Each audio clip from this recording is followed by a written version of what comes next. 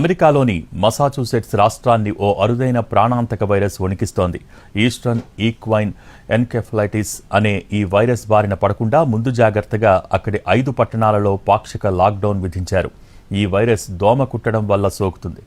ఇటీవల 80 ఏళ్ల వృద్ధుడు ఈ వైరస్ బారిన పడ్డట్టు గుర్తించడంతో అధికారులు హై అలర్ట్ ప్రకటించారు.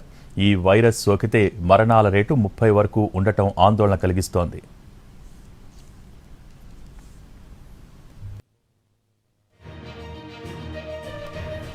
దీంతో ముప్పు తీవ్రత ఉందని భావిస్తున్న ఆక్స్ఫర్డ్, డగ్లస్, సుటాన్, వెబ్స్టర్ పట్టణాల్లో సాయంత్రం నుంచి ఉదయం వరకు లాక్డౌన్ అమలు చేస్తున్నారు. సాయంత్రం 6 గంటల తర్వాత దోమల బెడద ఎక్కువగా ఉంటుంది కాబట్టి ఆలోపు బయట పనులు ముగించుకుని ఇళ్లకు చేరుకోవాలని సూచిస్తున్నారు అధికారులు. పార్కులను, వినోద కేంద్రాలను మూసివేస్తున్నారు. సెప్టెంబర్ 30 వరకు ఈ వేళలు పాటించాలని, తర్వాత చలి తీవ్రంగా ఉండే మరో నెల 15 రోజుల పాటు సాయంత్రం 5 గంటలకల్లా ఇళ్లకు చేరుకోవాల్సి ఉంటుందని చెబుతున్నారు అధికారులు.